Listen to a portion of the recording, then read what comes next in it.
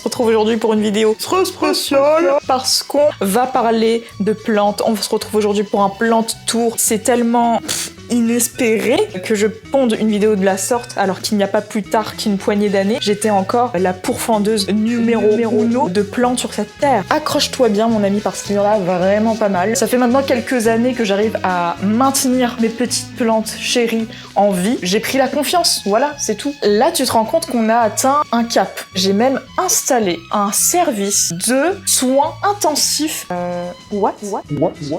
Un service hospitalier pour mes plantes en PLS. Quand elles font un petit rejet, elles arrivent au service d'urgence qui se situe dans ma cuisine en fait, juste à côté de mon grille-pain. Voilà. Je vais donner toutes les origines de mes plantes parce qu'en fait, c'est une information qui est importante pour moi. Je trouve ça trop cool d'être entourée par des petits bouts du monde entier et bien dans mon salon. Comment j'estime qu'une plante est canonissime? C'est en fonction de ses feuilles. Et plus elle sera graphique, plus il y a de fortes chances que je l'adopte.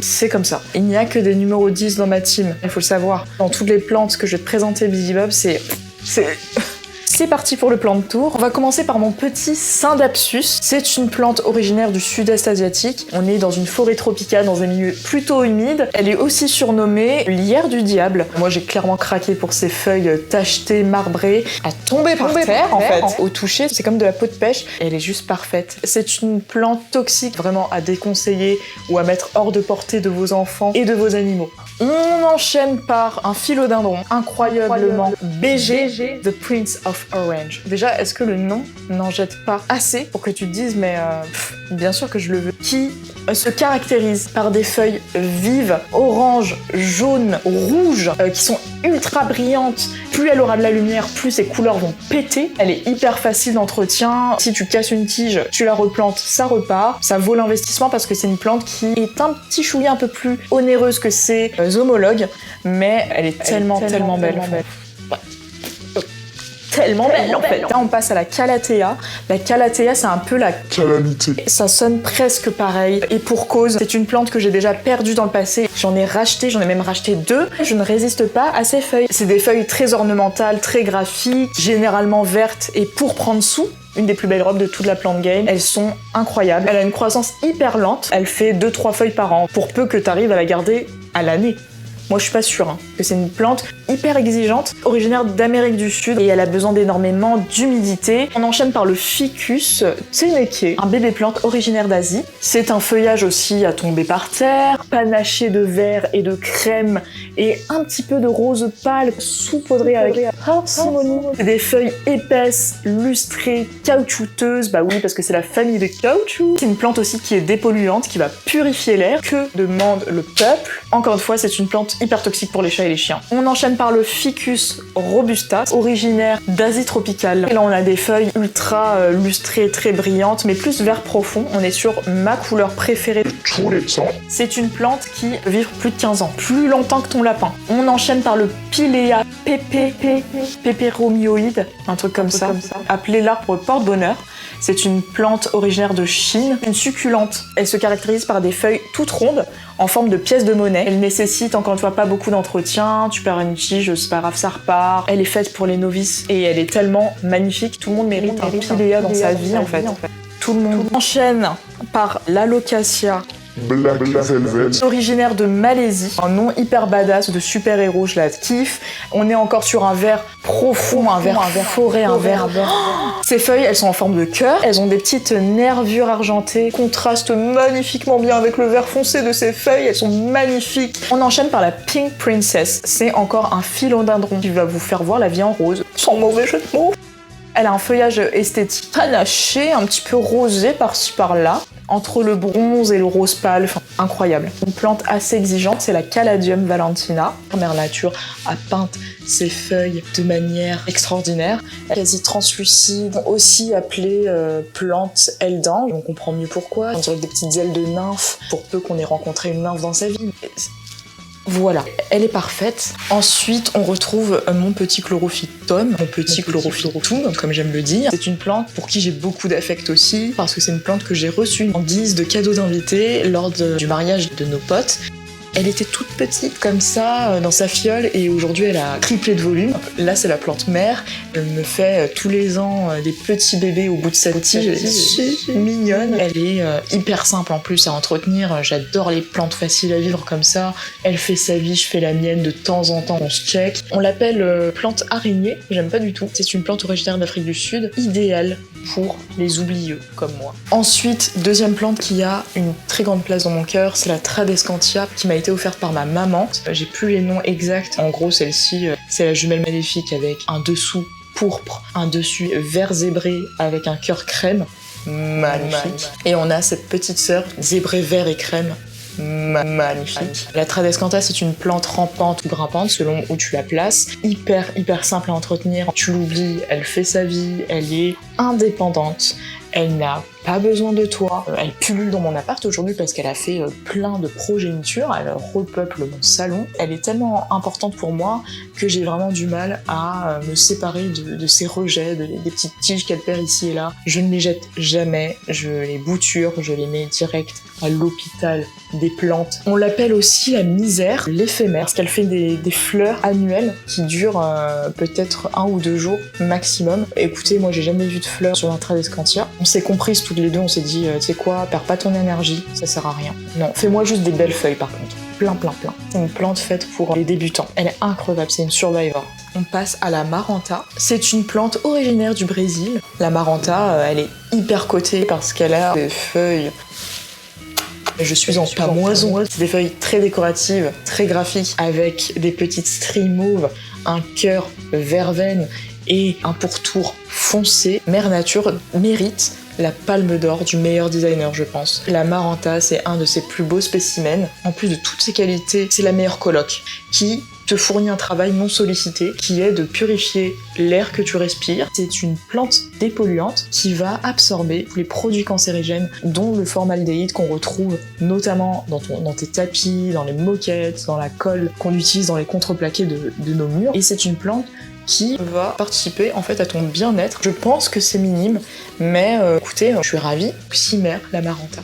On retrouve le Coleus, c'est une plante avec des feuilles dentelées, avec un cœur vif. C'est une plante qui va nécessiter beaucoup de lumière non directe, attention, pour justement montrer toutes ses plus belles couleurs. Ensuite, on a le petit croton d'amour. Il est magnifique, je l'ai acheté parce qu'on dirait une plante qui vient d'une autre planète. Elle est tellement atypique. Les feuilles sont panachées d'une incroyable palette de couleurs chaudes, du jaune, du rouge, un peu de vert quand même. Le tout tacheté, nervuré, marginé, elles sont...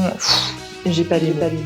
Et le croton participe également à ton bien-être puisque c'est une plante qui a absorbé toutes les molécules hyper cancérigènes de nos baraques. Pour ça, on la remercie également. On l'applaudit tous les soirs à 20h. Petite plantounette hyper mignonne, c'est mon asparagus qui fait partie de la même famille que les asperges. C'est une plante qui nous vient d'Afrique, un feuillage plumeux. On dirait une mini-forêt. On a ma petite Dracena, j'adore son nom. Ça impose pas un peu le respect ?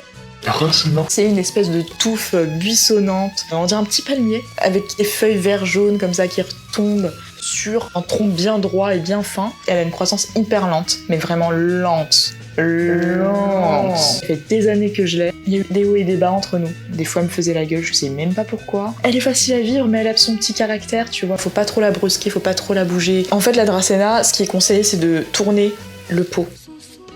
De temps en temps, ça va obliger en fait la plante à se mouvoir vers la lumière et non pas à se pencher uniquement vers un côté du tronc, ce qui va lui donner un aspect un peu rachitique. Tourne-la légèrement de temps en temps, évidemment, on ne te demande pas tous les 30 minutes, ça n'a aucun sens. On termine par ma Cheflera, cadeau d'anniversaire de ma maman. C'est une plante qui, aujourd'hui, a encore plus de valeur à mes yeux parce que j'ai appris qu'elle venait de Taïwan, précisément de Tainan. Pour ceux qui me suivent depuis quelques mois, vous savez que j'ai passé quelques temps en Asie l'an dernier et qu'un de mes coups de cœur intersidéraux, c'était Taïwan. C'est vraiment un pays que j'ai adoré.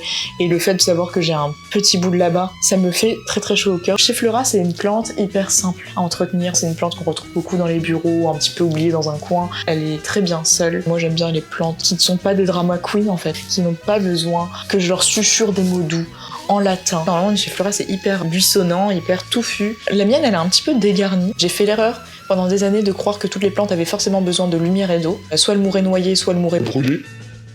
Et ma petite cheffleura, je l'avais mal placée dans mon appart. Ce qu'il faut faire pour vraiment la ramifier, c'est que tu prends sa tige principale et tu vas la pincer, couper les endroits où tu veux qu'une tige pousse. Ça va la densifier et ça va la rendre encore plus jolie. En tant que jardinière d'intérieur, je vais te donner quelques conseils pour que tes plantes vivent leur meilleure vie et le plus longtemps possible à tes côtés. C'est parti. Il est préférable de sous-arroser. Oublier ta plante pendant 3 semaines que de les noyer. Tu risques de faire pourrir les racines, et quand les racines pourrissent, c'est la fin des haricots. Billy Bob, on ne peut plus la sauver. Ta plante décédera dans d'atroces souffrances. Pour savoir quand arroser, je vais te donner quelques petits indices. L'indice le plus probant, c'est de mettre ton doigt dans la terre, de plonger 2 phalanges dans ton sol et voir si la terre est humide. Deuxième indice, c'est de sous-peser ton pot. Si le pot est très très léger, c'est qu'il est fort probable que ta plante n'a pas été arrosée depuis un certain temps. C'est un peu plus complexe de deviner de cette façon-là, mais ça peut être un indice supplémentaire. Et si tu as des plantes que tu as posées vraiment au bord de ta fenêtre, celles-ci vont demander beaucoup plus d'hydratation. Elles sont comme nous en fait. Tu es en train de cramer sous une chaleur caniculaire,